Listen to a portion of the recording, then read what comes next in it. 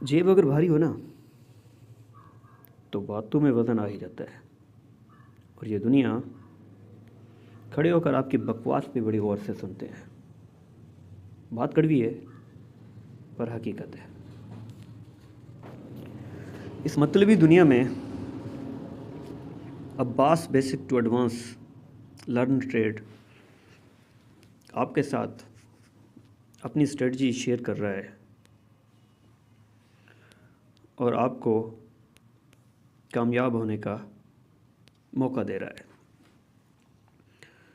आपका और हमारा रिश्ता कुछ ऐसे एफवीजी की तरह ही होगा, यानी फेयर वैल्यू गैप की तरह, जो आपकी लाइफ में, ट्रेडिंग लाइफ में हर गैप, आपका मार्केट के अंदर हर गैप हम फिल करने की कोशिश करेंगे और आपको कामयाब बनाना हमारी कामयाबी होगी।